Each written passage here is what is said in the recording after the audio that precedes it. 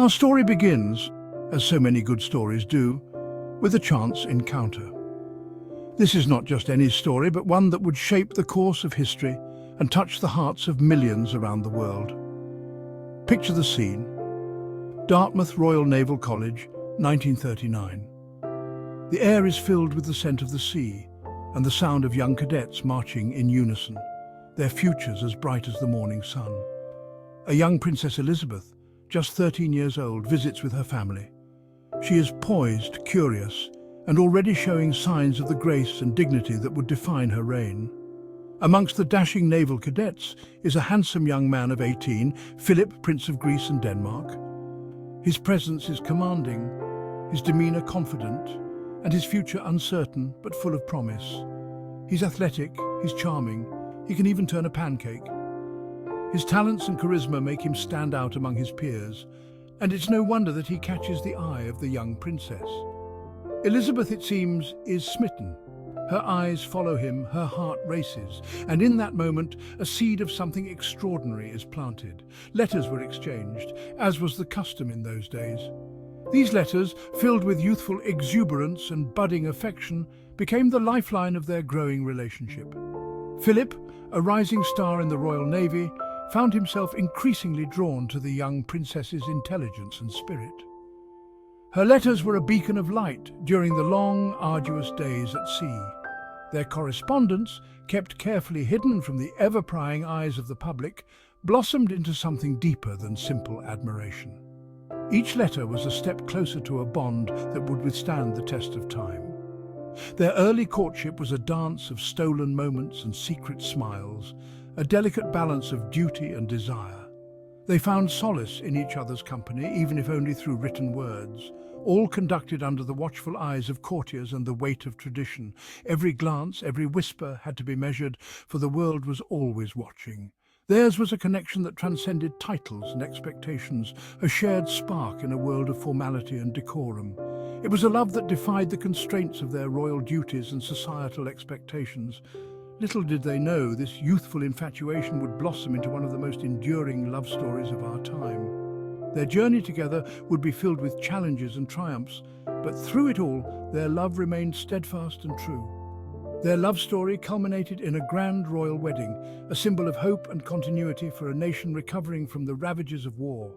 It was a union that would inspire generations to come. Over the years, they faced the trials and tribulations of life together, their bond growing stronger with each passing day. From the birth of their children to the challenges of their respective roles, they stood by each other, a testament to their unwavering commitment.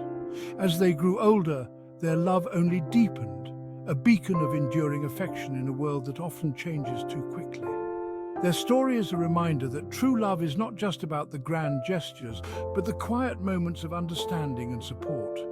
Their legacy is not just one of royal duty, but of a partnership that weathered the storms of life with grace and resilience. A naval cadet and a princess, whose love story became a cornerstone of modern history. The war, as wars tend to do, threw a bit of a spanner in the works. Philip, a man of action, served with distinction in the Mediterranean and Pacific fleets. Elizabeth, meanwhile, stayed closer to home, doing her bit to boost morale on the home front. Distance, as they say, makes the heart grow fonder. Despite the geographical separation, their bond only strengthened through letters and the occasional precious visit.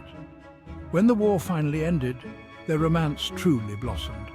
Public appearances together fueled speculation, and the press, as always, had a field day. A princess and an heir to the throne, no less, choosing a foreign prince? Oh, the scandal. Some whispered about Philip's lack of wealth, his foreignness, even digging up old family connections, as families do. But Elizabeth, with a quiet steeliness that would become her trademark, stood her ground. She had made her choice, and woe betide anyone who dared to question it. November 20th, 1947, a date etched in history. The austerity of post-war Britain was briefly forgotten as the nation, indeed the world, tuned in to witness a fairy tale come to life. Princess Elizabeth, radiant in her Norman Hartnell gown, married her dashing prince in the hallowed halls of Westminster Abbey. It was a spectacle, a much-needed dose of glamour and hope after years of hardship. The ceremony, broadcast around the globe, was a testament to the enduring power of love and tradition. For a brief moment, the world seemed united in celebration. Of course, no royal event is without its hiccups. Philip apparently suffered a pre-wedding case of the jitters so severe that he went for a brisk walk down the mall to calm his nerves. And let's not forget the official wedding cake, which was nearly hijacked by a group of opportunistic schoolboys. Ah, memories. Section 4. From royal duties to family life, early years and growing responsibilities. The newlyweds began their married life amidst the grandeur of Buckingham Palace. The palace, with its opulent halls and historic significance, became the backdrop for their early days as a married couple. It was a time of adjustment, as Elizabeth and Philip navigated their new roles within the royal family. But their idyllic honeymoon in Malta was cut short by duty's call. The Mediterranean island, with its serene landscapes and tranquil seas, offered a brief respite from their royal responsibilities. However, the demands of the crown were never far away. King George VI's health was failing, and Elizabeth was increasingly thrust into the royal spotlight. As her father's condition worsened, Elizabeth had to step up, taking on more public duties and engagements. The weight of the crown loomed ever larger on the horizon. Through it all, Philip was her constant. His unwavering support and steadfast presence provided Elizabeth with the strength she needed. Their bond, forged in the early days of their marriage, only grew stronger as they faced the challenges ahead. He adapted to his role as consort, walking a respectful 2 paces behind his wife, always offering a supportive hand or a witty aside. Philip's transition from naval officer to royal consort was not without its challenges, but he embraced his new role with grace and dedication. Their family grew, with the arrival of Prince Charles in 1948. The birth of their first child brought immense joy to the couple, marking the beginning of a new chapter in their lives. And Princess Anne in 1950, bringing joy and laughter to the royal household. The addition of a daughter added to the family's happiness, and the young princess quickly became a beloved member of the royal family. But their life was not all tiaras and corgis. Behind the scenes, the pressures of royal duties and public expectations weighed heavily on the young couple. Balancing family life with the demands of the crown was a constant challenge. Philip, a man of action, had to adjust to a life largely dictated by protocol and tradition. His background as a naval officer had instilled in him a sense of duty and discipline, but the rigid structures of royal life were a stark contrast to his previous experiences. He carved out his own path, championing causes close to his heart, such as environmental conservation and youth development. Philip's dedication to these causes earned him respect and admiration, both within the royal family and beyond. But the transition wasn't always smooth sailing. There were moments of tension and frustration as Philip struggled to find his place within the confines of the monarchy. His desire to make a meaningful impact sometimes clashed with the expectations placed upon him. There were whispers of tensions of a man struggling to find his place within the confines of the monarchy.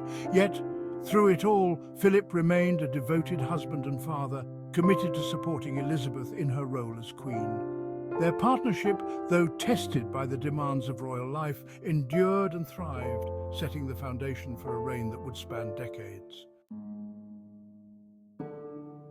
Section 5. Navigating the crown, Philip's adjustments and sacrifices. Imagine, if you will, the challenges of being married to the most famous woman in the world. The spotlight is always on her, and by extension, on you. Every move you make, every word you utter is scrutinized by millions. The pressure is immense and the expectations are sky high. Now imagine you're also expected to play second fiddle, to walk a pace behind, to always be the supportive spouse, never the star. Your role is to support, to be the rock, the unwavering presence behind the throne. It's a role that requires immense patience, humility, and strength. That, in a nutshell, was Philip's reality. He was a man of action, a naval officer with a promising career. Yet he chose to step into the shadows for the love of his wife and the duty to the crown. He gave up a promising naval career, his title, his surname even, all for the love of his wife and the service of the crown. It was a monumental sacrifice, one that required him to redefine his identity and purpose. It couldn't have been easy. The transition from a life of action and command to one of support and protocol must have been challenging. There were undoubtedly moments of doubt and frustration. There were moments of frustration, flashes of the old Philip, the one who didn't mince his words and wasn't afraid to break protocol. His candidness and straightforward nature often clashed with the rigid expectations of royal life. The press naturally had a field day. They relished in his occasional gaffes and outspoken comments, often portraying him as a controversial figure. Yet behind the headlines, there was a man deeply committed to his role and responsibilities. But let's not forget the sacrifices he made. He was a constant presence by Elizabeth's side, a source of strength and support during her long reign. His unwavering dedication to his wife and the monarchy was evident in every public appearance and private moment. He was a constant presence by Elizabeth's side, a source of strength and support during her long reign. His role was not just ceremonial, it was deeply personal and integral to the stability of the monarchy. He carved out his own path, championing conservation, technology, and young people. His initiatives, such as the Duke of Edinburgh's award, have left a lasting legacy, inspiring countless young people to achieve their potential. He was, in many ways, the modernizer of the monarchy, a man who understood the need for the institution to adapt and evolve. His forward-thinking approach helped usher the royal family into the modern age, ensuring its relevance in a rapidly changing world. Philip's contributions extended beyond his public duties. He was a patron of numerous organizations, a passionate advocate for environmental causes, and a proponent of scientific and technological advancements. His curiosity and intellect were boundless. His legacy is multifaceted. He was a husband, a father, a naval officer, and a royal consort. But above all, he was a man who dedicated his life to service, both to his family and to his country. His story is one of sacrifice, resilience, and unwavering commitment. As we reflect on Philip's life, we see a man who navigated the complexities of his role with grace and determination. His adjustments and sacrifices were not just for the crown, but for the woman he loved and the future of the monarchy. In the end, Philip's story is a testament to the power of love, duty, and perseverance. His legacy will continue to inspire and remind us of the profound impact one individual can have on history.